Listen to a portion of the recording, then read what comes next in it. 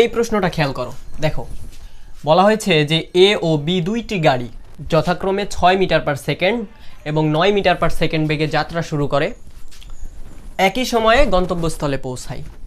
গাড়ি দুইটার ত্বরণ যথাক্রমে 5 মিটার পার সেকেন্ড স্কোয়ার এবং 3 মিটার পার সেকেন্ড স্কোয়ার। যদি তাই হয় তাহলে প্রথমে জানতে চাওয়া হয়েছে যে গন্তব্যস্থলে পৌঁছাতে গাড়ি দুইটার কত সময় লেগেছিল এবং পরবর্তীতে জানতে চাওয়া হয়েছে অতিক্রান্ত সরণ কত, তাই না? তো এইটা কেমন প্রশ্ন দেখো একটু, যে দুইটা গাড়ি, একটা গাড়ি এ, এইটা মনে করো সেই এ গাড়ি, এইটা মনে করো সেই বি গাড়ি। তো তারা একই স্থান থেকে যাত্রা শুরু করছে এবং এইটা মনে করো তাদের গন্তব্যস্থল। তো তারা এখান থেকে যাত্রা শুরু করছে, এখানে পৌঁছাবে। তাহলে এও এখানে পৌঁছাবে, এই বি গাড়িটাও এখানে পৌঁছাবে, তাই না? আচ্ছা দেখো, গাড়ি দুইটার প্রথমটার বেগ দেওয়া আছে কত, এইটা আদি বেগ u1 ধরো, সেটা কত 6 মিটার পার সেকেন্ড এটা দেওয়া আছে, এবং যেটা দ্বিতীয় গাড়ি বি গাড়ি সেইটার আদি বেগটা কত দেওয়া আছে u2 ধরো, এইটা 9 মিটার পার সেকেন্ড দেওয়া আছে।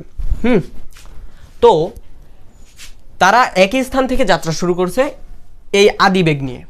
তো কথা হচ্ছে যদি তারা এই যাত্রা শুরু মানে এই বেগটা নিয়ে যদি তারা যাত্রা শুরু করে এবং এদের মধ্যবর্তী যে পথটা আছে তারা এই পুরা পথে যদি এই সেম বেগ বজায় রাখে, তাহলে কি তারা কখনোই একই সময়ে এখানে পৌঁছাতে পারবে? যার বেগ বেশি সে আগে পৌঁছাবে, যার বেগ কম সে পরে পৌঁছাবে, এইটাই তো না? যদি তাদের বেগ এই পুরা পথ জুড়ে ফিক্সড থাকে, যা ছিল তাই থাকে, তাহলে যার বেগটা বেশি সে কিন্তু আগে গন্তব্যস্থলে পৌঁছাবে, যার বেগটা কম সে কিন্তু পরে পৌঁছাবে এখানে। কিন্তু এমনটা কি হয়েছে? বলা হয়েছে যে একই সময়ে গন্তব্যস্থলে পৌঁছাইছে। তার মানে এ 6 মিটার পার সেকেন্ড বেগে যাত্রা শুরু করছে, এ 9 মিটার পার সেকেন্ড বেগে যাত্রা শুরু করছে। যদিও তাদের বেগটা সেম না, আদি বেগটা সেম না, তারপরেও কিন্তু তারা একই সময়ে তাদের নির্দিষ্ট গন্তব্য পৌঁছাইছে। এটা কেমনে সম্ভব? যখন তাদের পথের ভিতরে ত্বরণ থাকবে তখনই সম্ভব। কারণ দেখো, যখন তাদের পথের ভিতরে ত্বরণ থাকবে তখন তাদের এই পথের, এই মধ্যবর্তী পথের বেগের বৃদ্ধি বা হ্রাস ঘটবে। যেমনটা আছে তেমনটা থাকবে না। ত্বরণ থাকা মানে কি? বেগের বৃদ্ধি হ্রাস ঘটা, ঠিক আছে?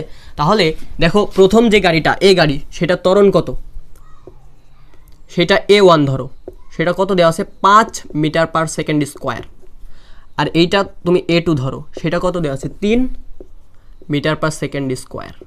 দেখো, এই পথে কিন্তু অবশ্যই ত্বরণ থাকতে হবে, না হলে তারা আলাদা আলাদা বেগ নিয়ে যাত্রা শুরু করে কখনোই একই সময়ে নির্দিষ্ট ডেস্টিনেশনে পৌঁছাতে পারবে না। এটা ইম্পসিবল। তাহলে ত্বরণ থাকতেই হবে এই পথে। আর ত্বরণ থাকা মানে কি? বেগের অল্টারনেটিভ হয়েছে, হ্রাস বৃদ্ধি ঘটেছে, বিধায় তারা একই বেগ নিয়ে যাত্রা শুরু করেও একই সময়ে তাদের কি গন্তব্যস্থলে পৌঁছাতে পারছে। তাহলে যেহেতু তারা একই সময়ে গন্তব্যস্থলে পৌঁছায়, তাহলে ধরো এই এ এর জন্য সময় হচ্ছে টি, তাহলে বি এর জন্য সময় কি হবে? এই টি হবে, যেহেতু তারা একই সময়ে গন্তব্যস্থলে পৌঁছাইছে। এখন তোমার গন্তব্যস্থলে পৌঁছাতে গাড়ি দুটার কত সময় লেগেছিল, এই সময় এই টি এর মানটাই তো জানতে চাওয়া হয়েছে, তাই না? তাহলে তুমি কি করতে পারো? দেখো, এখানে এ এর ক্ষেত্রে যদি তুমি অতিক্রান্ত দূরত্বটা হিসাব করো, সেটা তুমি এস এ দাও, এস অফ এ, এইটা কত?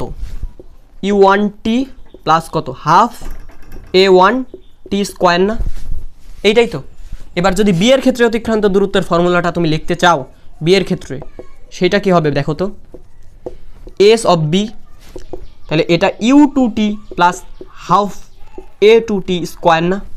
এখানে t1 t2 দেই নাই, কারণ টি এর ক্ষেত্রেও যা এর ক্ষেত্রে তাও।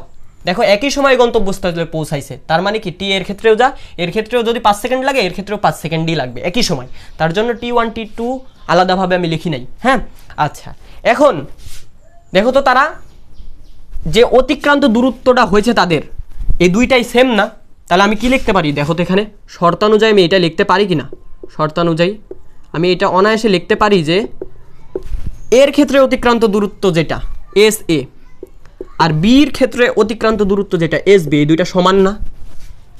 কারণ তাদের তো যাত্রা শুরুর স্থল এবং গন্তব্যস্থল দুইটা ফিক্সড, তারা তো একই দূরত্ব অতিক্রম করছে। তাহলে আমি শর্ত অনুযায়ী লিখতে পারি S A R S B সমান, পারি কি না? অবশ্যই পারি। আচ্ছা, এখন দেখো এস এ ফর্মুলাটা আমরা কেমন পাইছি?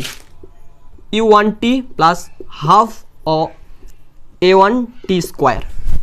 এস বি এর ক্ষেত্রে ফর্মুলাটা কেমন পাইছি, ইউ টু টি প্লাস কত হাফ এ টু টি স্কোয়ার, তাই না?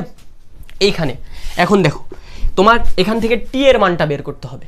সব কিছুই কিন্তু তোমার জানা, ইউ জানা, এ জানা, ইউ জানা, এ জানা, সবই জানা, কিন্তু অজানা হচ্ছে টি। এই টিটাই তোমাকে বের করতে হবে। তাহলে তুমি কি করতে পারো, সমজাতীয় জিনিসগুলো এক পাশে করো। দেখো এখানে ইউটি, এখানেও ইউটি আছে, তো ইউটিগুলো এক পাশে করো, হাফ এটিগুলা এটি স্কোয়ারগুলো আরেক পাশে করো। তাহলে কেমন দাঁড়ায় দেখো তো, ইউ ওয়ান টি, এই ইউ টুটা এপাশে, ইউটিটা এপাশে আনলাম, তাহলে কি হবে minus U two T. Just আমি ইউটিগুলা এক পাশে করলাম। আবার হাফ এটি স্কোয়ারগুলো এক পাশে করো, এখানে অলরেডি হাফ এ টু টি স্কোয়ার আছে, তো এই হাফ এ টি স্কোয়ারটা যদি তুমি ওপাশে নিয়ে যাও তাহলে কি হাফ এ ওয়ান টি স্কোয়ার প্লাস এপাশে গেলে মাইনাস। এত সহজ।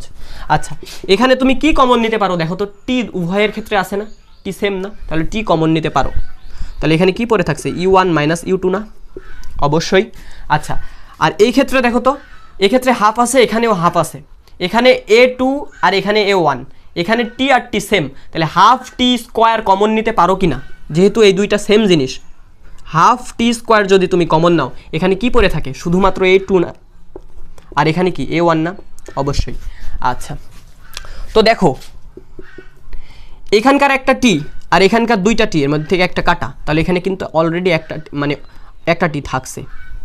আচ্ছা একটা টি থাকলো, তাহলে এখানে কি থাকছে দেখো তো, U one minus U two না, আর এখানে কি থাকছে হাফ ইন্টু একটা টি থাকে কিন্তু এ টু মাইনাস এ ওয়ান, এইটা না, এইটা।